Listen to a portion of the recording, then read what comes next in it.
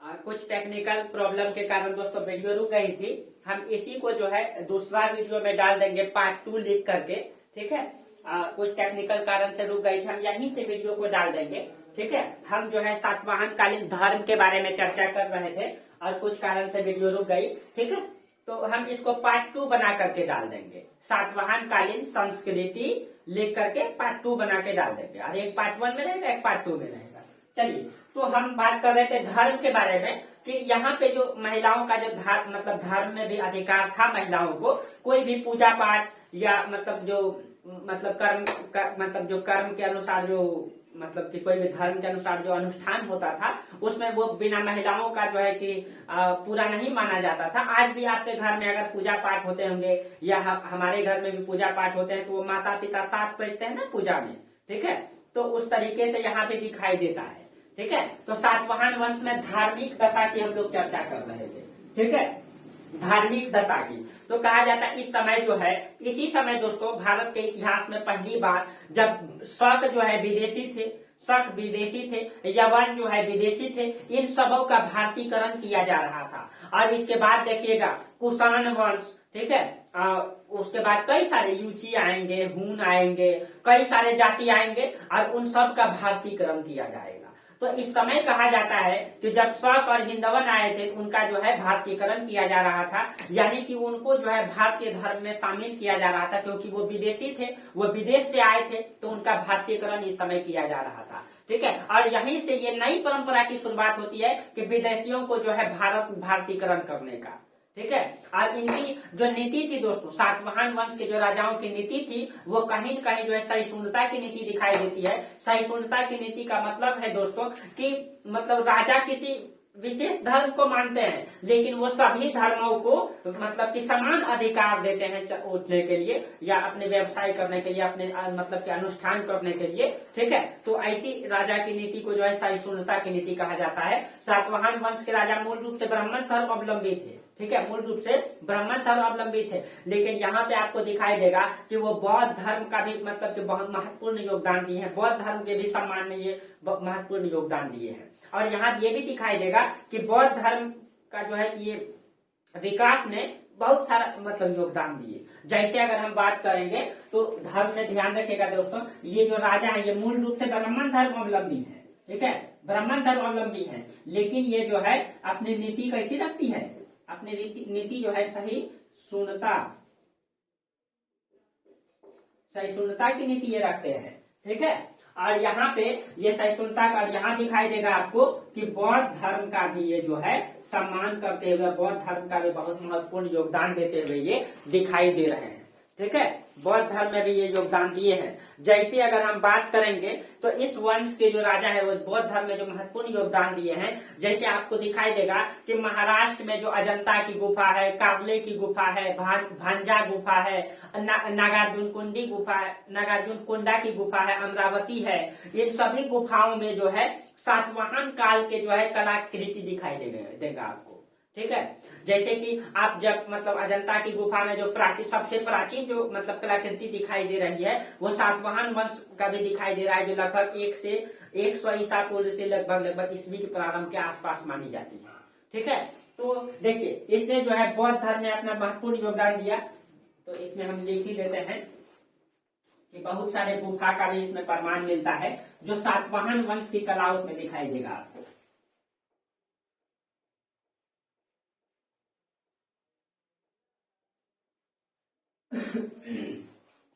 जैसे इसमें सातवाहन वंश का जो कला आपको दिखाई देता है, ठीक है, उसमें से आपका कौन कौन सा गुफा है। महाराष्ट्र में सबसे पहले अजंता की गुफा, अजंता की गुफा ये महाराष्ट्र में है, ठीक है। इसमें जो है इस गुफा में सातवाहन काल की कला दिखाई देगा आपको, ठीक है। उसके बाद भांजा गुफा, भांजा गुफा, नागार्जुन कुंडा की गुफा,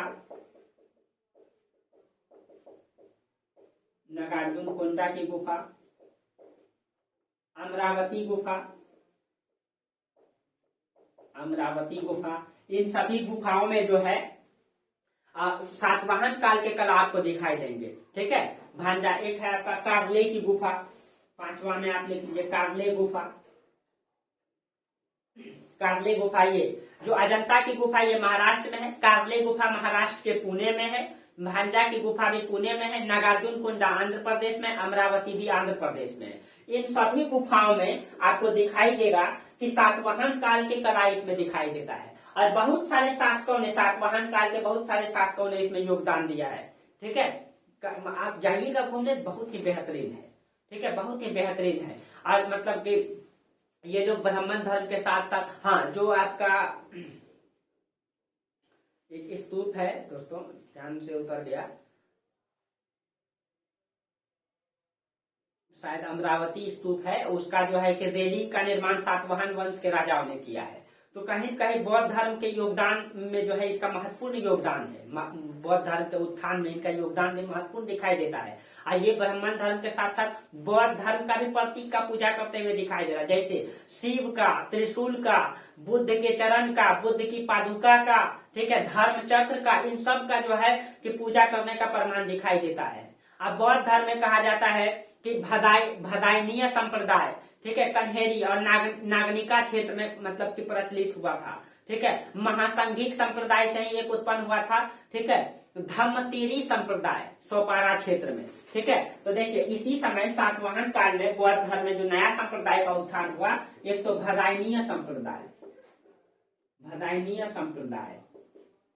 तो कहीं कहीं बौद्ध धर्म में मतलब निष्ठा रखते होंगे यहाँ के राजा। ठीक है, यहाँ के राजा जो है निष्ठा रखते होंगे। महासंघिक में जो है धम्मतरी संप्रदाय, धम्मतरी संप्रदाय। ठीक है, ये दो संप्रदाय जो है सातवाहन काल में उत्थान हुआ है, इसका ये दिखाई दे रहा है। ठीक है, तो कहीं कहीं आज का हमारा समाज कैसा है दोस्तों, आज भी देखिए हमारा समाज जो है कि पिता जो है कोई शिव जी की पूजा कर रहे हैं, माता जो है कि विष्णु भगवान, बेटी जो है शंकर जी के पूजा कर रहे हैं कि उनको जो है अच्छा वर मिले। तो कहीं कहीं जो है कि आज का भी हमारा समाज ऐसा ही है। ठीक है, तो उसी तरह से वहां भी दिखाई दे रहा है कि सब जो है कि सभी धर्मों का सम्मान करता हुआ दिखाई दे रहा है। ठीक है, अगर हम सातवाहन वर्ष की मूल रूप से अर्थव्यवस्था की अगर बात करेंगे दोस्तों, ठीक है, तो सातवाहन वर्ष की अर्थव्यवस्था जो है बहुत मजबूत कंडीशन में दिखाई देती है, बहुत मजबूत कंडीशन में दिखाई देती है। हालांकि यहाँ सोने की सिक्का तो दिखाई नहीं देगा, लेकिन चांदी, तांबा, ठीक है, आपका शीशे की सिक्का दिखाई देगा। शीशे की सिक्का जारी करने वाला सातवाहन वर्ष भारतीय का सबसे पहला राजवंश है। ठीक है, तो देखिए तो अर्थव्यवस्था में जो है कि 3 क्षेत्र होता है। ठीक है, तो देखिए अगर किसी भी समाज का अर्थव्यवस्था को अगर हम पढ़ेंगे तो 3 क्षेत्र में बांट के पढ़ते हैं। तो कृषि क्षेत्र को हम प्राथमिक क्षेत्र, द्वितीयक क्षेत्र में वाणिज्य व्यापार और उद्योग को रखते हैं। ठीक है, तो व्यापार यहाँ पे जो है बहुत फेमस था, व्यापार को पढ़ेंगे। और सेवा क्षेत्र तो दोस्तों यहाँ पे विकसित अवस्था में है नहीं, तो सेवा क्षेत्र को हमको नहीं पढ़ना है, कृषि क्षेत्र और व्यापार को हमको पढ़ना है। ठीक है, तो इसको हम बेहतरीन तरीके से आपको मैपिंग में बताते हैं। ठीक है, देखिए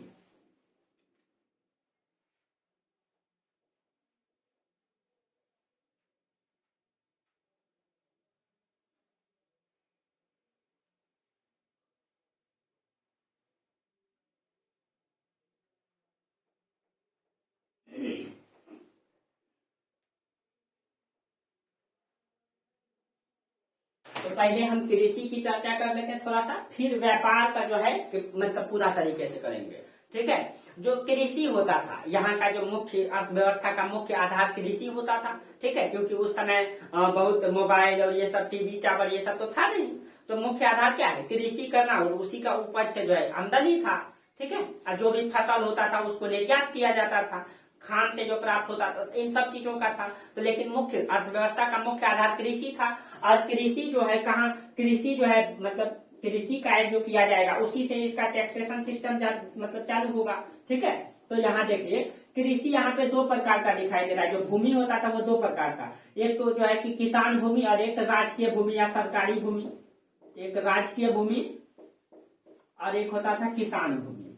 2 प्रकार का भूमि यहाँ भी दिखाई देता है। जो राजकीय भूमि होता था, ठीक है, जो राजा की भूमि होती थी, ठीक है, उस पर खेती किया जाता था, और उसमें जो राजा की भूमि में जो खेती करता था उसको टैक्स का 1/6 हिस्सा देना होता था। और लगभग जो है प्राचीन भारत में यही मतलब दिखाई देता है। ठीक है, भू राजस्व जो है 1/6 लगता था। अब भू राजस्व के तौर पे जो है अनाज भी दे सकता था, ठीक है, प्लस में नगद भी दे सकता था, दोनों, नगद और अनाज दोनों था। अनाज में जो मुख्य अनाज था वो आपका मतलब चावल था, मुख्य अनाज में चावल था, ठीक है।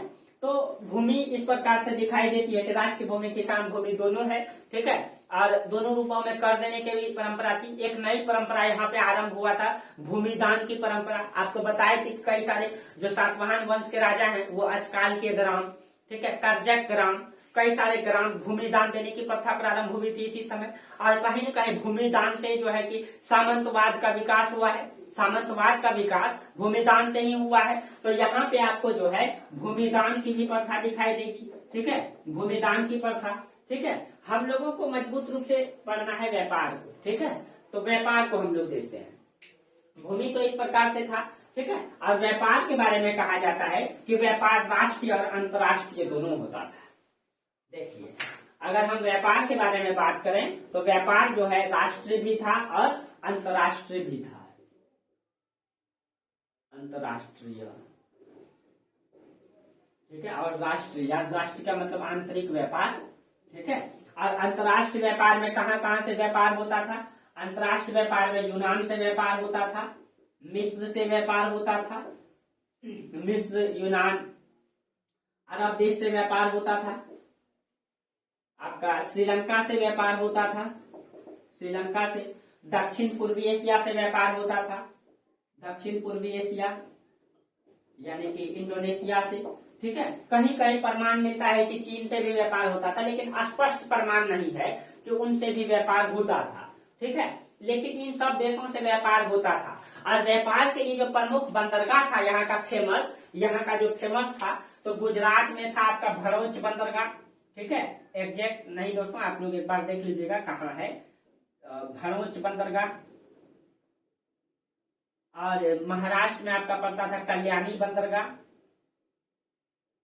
एक और बंदरगाह था, एक तो कल्याणी बंदरगाह था और एक था सोपारा, ये भी महाराष्ट्र में ही है, ये एक सोपारा, सोपारा, और एक आपका कल्याणी। और इसी कल्याणी बंदरगाह के लिए सब सातवाहन संघर्ष हुआ था, कल्याणी, ठीक है। जब सब शासक यहाँ तक कब्जा कर लिए थे इस बंदरगाह पर, तो इसके लिए जो है कि मतलब कि ये हमेशा युद्ध दिखाई दिया, सब सातवाहन संघर्ष हुआ था, ठीक है। क्योंकि इससे जो है कि इसका व्यापार मजबूत अवस्था में चलता था, ठीक है, मजबूत अवस्था में चलता था। अभी इसके बारे में चर्चा करते हैं। और कहा जाता है कि पूरब के क्षेत्रों में इसने जो मतलब कि बंगाल के क्षेत्रों को भी अधिकार किया था, कि यहाँ पे जो है इनका था एक बंदरगाह ताम्रलिप्ति, ताम्रलिप्ति बंदरगाह, ठीक है। और और कहीं कहीं यहाँ से जो व्यापार होता था ताम्रलिप्ति बंदरगाह से, यहीं पे आपका पड़ता था कलिंग, ये आपका कलिंग है, ठीक है, कलिंग।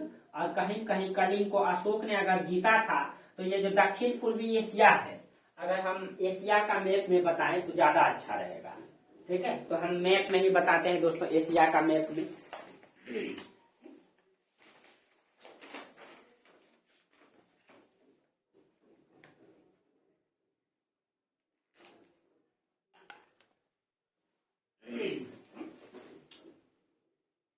चलिए हम मैप में देख बताते हैं आपको।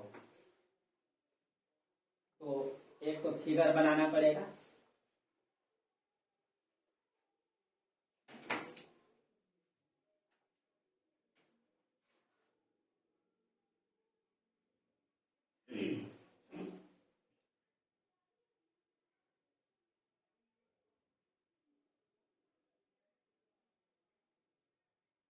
और आप लोग भी प्रयास कीजिएगा दोस्तों मैप बनाने का।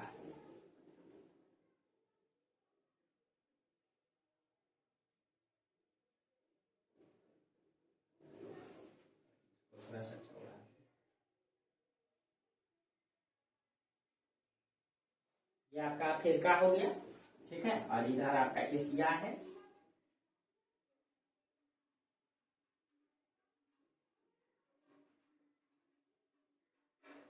ये आपका एशिया है, इसको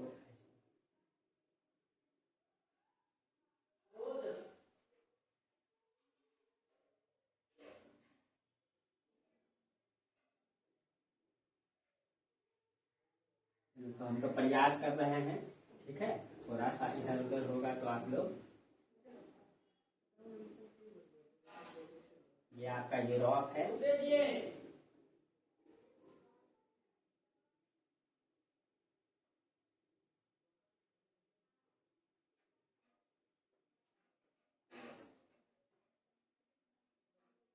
ये आपका इटली है, जहां से कि आपका सोनिया गांधी जी,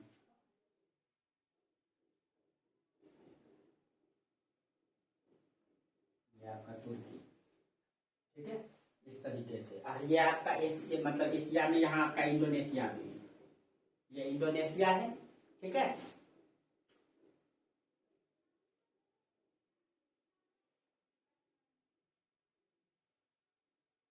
और यहाँ पे आपका द्वीप है, और इधर आपका जापान है, ये आपका जापान, होक्काइडो, होन्शु, क्यूशु, शुकोकु, ये 4 द्वीप मिलाकर के जापान बनता है, ये 4 द्वीप मिलाकर के जापान, होक्काइडो, होन्शु, क्यूशु, शुकोकु, ठीक है। और ये आपका फिलीपींस, ये वाला, ठीक है। और यहीं पे पड़ता है आपका ताइवान की राजधानी ताइपे है, ये इंडोनेशिया है, ये आपका श्रीलंका है, ठीक है। तो देखिए हम लोगों को इंडिया से, और यही है आपका दोस्तों यूनान, ठीक है, ये आपका यूनान,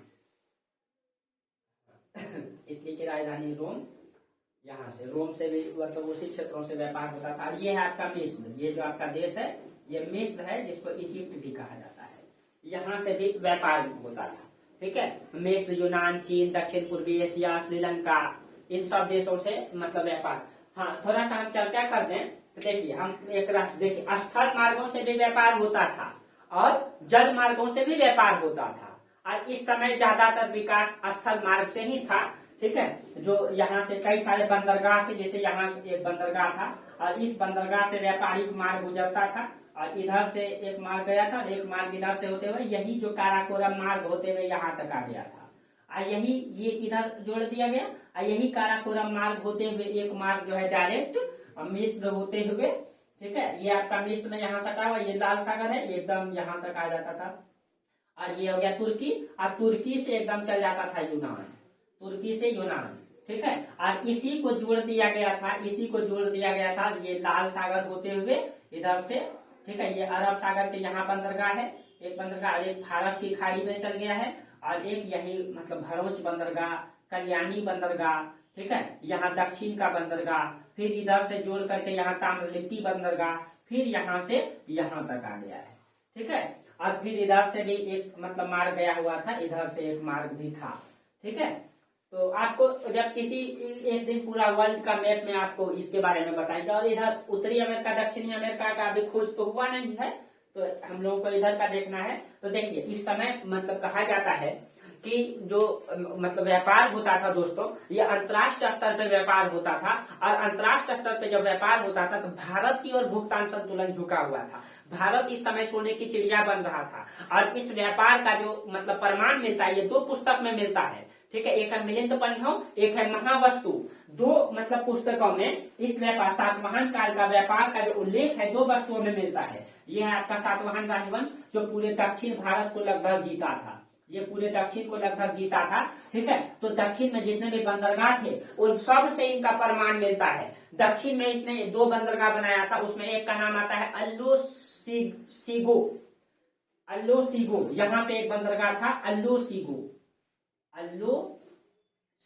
2 बंदरगाह था दोस्तों यहाँ पे, एक और था, और एक यहाँ पे तो 2-3 बंदरगाह, एक तो ये हो जाएगा कल्याणी बंदरगाह जो बहुत ही फेमस था, इसके लिए सब सातवाहन संघर्ष दिखाई देता है। और कहा जाता है इसी बंदरगाह से भारत में हमेशा चांदी विदेशों से आयात होता है। तो कहा जाता है कि भारत में चांदी तो होता नहीं था, तो यही कल्याणी बंदरगाह पे जब शक शासक कब्जा कर लिए थे, तो इसी कारण से जो है सातवाहन वंश मजबूर होकर के चांदी का सिक्का के जगह पे शीशे की सिक्का जारी किए थे। शीशे के, सोने की सिक्का यहाँ दिखाई नहीं देता है, चांदी की सिक्का के जगह पे जो है शीशे की सिक्का जारी किए थे, ठीक है, इसी बंदरगाह पे मतलब कब्जा होने के कारण से। और कहा जाता है कि देखिए पहले हम चर्चा करते हैं इन व्यापार का जो चर्चा होता है 2 पुस्तकों में मिलता है, एक तो मिलिंद पन्ह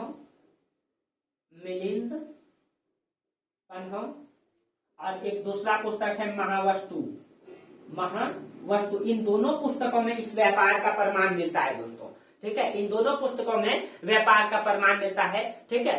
और भरूच बंदरगाह से कहा जाता है, ये जो आपका यहाँ पे हम बनाए हैं भरूच बंदरगाह, ठीक है। भरूच गुजरात में पड़ता है वो बंदरगाह, ठीक है। और उस बंदरगाह से कहा जाता है बड़ी मात्रा में व्यापार होता था इस समय, ठीक है। बड़ी मात्रा में व्यापार होता था मिस्र और यूनान से। यही है आपका मिस्र और यही है यूनान, यहाँ से बड़ी मात्रा में व्यापार होता था दोस्तों। और कहा जाता है कि भुगतान संतुलन भारत की ओर झुका हुआ था। भारत जो है अभी भारत सोने की चिड़िया बन रहा था, ठीक है। यानी कि भारत मतलब कि भारत जो है जो निर्यात करने वाली वस्तु थी भारत से, कहा जाता है कि ये जो मलय द्वीप है जिसको इंडोनेशिया ये मलय द्वीप कहलाता है, ठीक है। इस द्वीप से भारत जो है मतलब मसाले यहाँ से आयात करता था। यहाँ से भारत जो है मसाला आयात करता था, यहाँ से भारत मसाला आयात करता था इस बंदरगाह से, और एक बंदरगाह यहाँ भी था इस बंदरगाह से, ठीक है। यहाँ से आयात करता था और यहाँ पे अपने राज्य में रख करके, और भारत से भी बहुत सारी मतलब मसाला भारत में भी होता है, दक्षिण भारत में केरल में, ठीक है। तो यहाँ से वो मसाला भेजता था। मसाला में काली मिर्च, लौंग, इलायची, इन सब चीजों को जो है भेजा जाता था। क्यों? क्योंकि ये जो दोस्तों ये जो प्रदेश है यूरोप, ये ठंडा प्रदेश है। क्योंकि यूरोप का अगर अक्षांश स्थिति को देखा जाए तो ये 45 डिग्री के नॉर्थ है, 45 डिग्री के नॉर्थ में है यूरोप, यानी ठंडा प्रदेश में है। तो ठंडा प्रदेश में जब यहाँ से जब मसाला जाता था तो गर्म मतलब मसाला जो है शरीर को गर्म रखता है, इसीलिए तो यहाँ के काली मिर्च को यवनिका भी कहा गया है। यवनिका का मतलब जो अपने आपके यवन को ताजा रखे, ठीक है। तो यवनिका भी कहा गया है। तो कहा जाता है कि मतलब यहाँ के लोग जब यहाँ के मसाला का इस्तेमाल करते थे तो उन मसाला जो है कि शरीर को गर्म रखता था, सब्जी भी टेस्टी होता था। तो इसका मतलब एक प्रकार से गुलाम हो गए थे भारतीय मसाला का वो लोग। अब भारत के लोग यहाँ से भी मसाला का आयात करके और भारत का भी मसाला को यहाँ भेजते थे, ठीक है। प्लस में ये ठंडा प्रदेश है, यहाँ का जो कपड़ा होता था जो रेशम का बना होता था, सूती का बना होता था, और वो रेशम का कपड़ा जो है कि शरीर में बहुत मतलब पतला कपड़ा होता था लेकिन गर्म होता था, और उसका भी ये मतलब कि ये लोग बहुत आयात करते थे। कहा जाता है एक इतिहासकार है प्लिनी ये कहते हैं कि भारत मतलब कि यूरोप के लोग और यूरोप की महिलाएं इतनी अय्याश हो गई है कि वो अगर रुमाल भी इस्तेमाल करती है तो बंग की मखमल के करती है। भारत की मखमल का, बंग मतलब बांग्लादेश बंगाल का क्षेत्र दोस्तों, और यहाँ का मखमल का बहुत फेमस हुआ करता था, यहाँ का रेशम, ठीक है। और इसका अगर यूरोप की महिलाएं इतनी अय्याश हो गई है, वो प्लिनी कहते हैं कि यूरोप की महिलाएं इतनी अय्याश हो गई है कि और मतलब कि ये वो लोग अगर रुमाल भी इस्तेमाल करते हैं तो ये बंग की मखमल की बनी होती है, और इसके कारण से यूरोप का जो स्थिति है वो अर्थव्यवस्था गिरते जा रहा है। अब भारत का स्तर ऊपर उठते जा रहा है। ये प्लिनी इतिहासकार हैं, प्लिनी वो खुद लिखते हैं, ठीक है। प्लिनी जो है ऐसे होगा, प्लिनी ये खुद लिखते हैं, ठीक है। ये इसके बारे में चर्चा किए हैं। और यहाँ जो इसकी राजधानी थी सातवाहन की राजधानी प्रतिष्ठान या पैठन प्रतिष्ठान को जो है रोमन माल का जो है मंडी कहा गया है, रोमन माल का मंडी कहा गया है।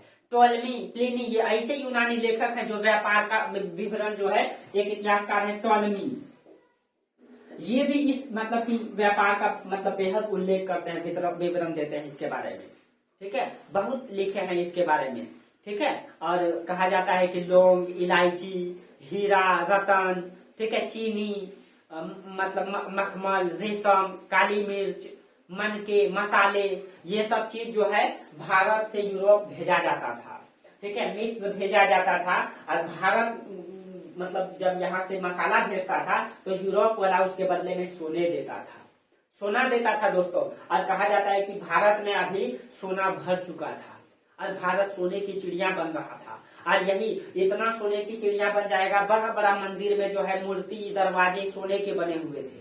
और वही मध्यकालीन भारत में आक्रमणकारी आएंगे और उसी लालच से और उसको लूट करके लेके जाएंगे। और अंग्रेज तो दोस्तों लूट करके तो हिंदुस्तान को दोस्तों खत्म नहीं किया जा सकता था। हिंदुस्तान इस तरीके से सोने की चिड़िया था कि हिंदुस्तान को कभी लूट करके खत्म नहीं कर सकता था। लेकिन अंग्रेज जब आए यहाँ से, यही आपका ब्रिटिश द्वीप है यहाँ पे आपका, ठीक है, ये आपका ब्रिटिश द्वीप है, ये पूरा ब्रिटेन है, ठीक है, जिसको ये सब मिलाकर के यूनाइटेड किंगडम कहते हैं। एक छोटा सा मुल्क है दोस्तों, ठीक है, जिसकी जनसंख्या अभी लगभग 6 करोड़ या 7 करोड़ है, जो बिहार की जनसंख्या से भी आधी है। इसने पूरी दुनिया को गुलाम बनाया। तो नॉलेज कहते हैं ना दोस्तों, नॉलेज मतलब कि सबसे बड़ी ताकत होती है। इसने पूरी दुनिया को गुलाम बनाया, एक छोटा सा मुल्क जिसका जनसंख्या भारत से भी कम है, ठीक है। और जब अंग्रेज आएगा तो अंग्रेज जब भारत को गुलाम बनाएगा, 200 साल राज करेगा, तो वो सारी संपत्ति यहाँ लेके चल जाएगा दोस्तों। तो भारत को कभी भी लूट के खत्म नहीं किया जा सकता था, लेकिन अंग्रेज आकर के लगभग 190 साल शासन किया और उस द्रव्यान में सारी संपत्ति को कहाँ लेकर के चल गया, इंग्लैंड। उन्होंने ट्रेन बिछाया, जब माल नहीं लेके जा सका तो ट्रेन में भर भर करके लेके जा रहा था। आप लोग पढ़े होंगे या पढ़ेंगे जरूर, काकोरी कांड को क्यों अंजाम दिया गया, क्योंकि ट्रेन में जो है कि यहाँ का माल जो है ट्रेन में लाद के ले जाया जा रहा था। तो उसी में मतलब कि अशफाक उल्लाह खां, रोशन सिंह, राजेंद्र बिहारी, चंद्रशेखर आजाद जैसे क्रांतिकारियों ने उस ट्रेन को लूटा था, जिसके आधार पे रोशन सिंह, अशफाक उल्लाह खां, राजेंद्र बिहारी ऐसे क्रांतिकारियों को फांसी दिया गया था और कई सारे क्रांतिकारियों को पकड़ लिया गया था, जिसको काकोरी कांड के नाम से जानते हैं हम लोग, ठीक है। तो वो विदेशियों के लिए कांड है दोस्तों, लेकिन भारतीयों को कांड नहीं कहना चाहिए। क्यों? क्योंकि वो तो देश के लिए लड़ रहा था ना, वो तो देश के लिए अपने प्राण न्यौछावर किया ना, ठीक है। तो कहीं कहीं हम मतलब भटक गए दोस्तों, मतलब ये इसको जोड़ने का प्रयास कर रहे थे, ठीक है। तो कहीं कहीं इस समय भारत सोने की चिड़िया बन रहा था और व्यापारिक स्वरूप बड़ी मात्रा में दिखाई देता है, ठीक है। रोमन के लोग जो है यहाँ का गुलाम हो चुका था, यहाँ के मसालों का, यहाँ के मखमल का, यहाँ के कपड़ों का, और उस गुलामियत ने भारत की अर्थव्यवस्था को ऊंचा कर दिया था, ठीक है। कहा जाता है भरूच बंदरगाह को टॉलमी जो है मार्केट टाउन कहता है। टॉलमी जो है, ये जो भरूच बंदरगाह है इसको मार्केट टाउन कहा है, ठीक है, मार्केट टाउन कहा है।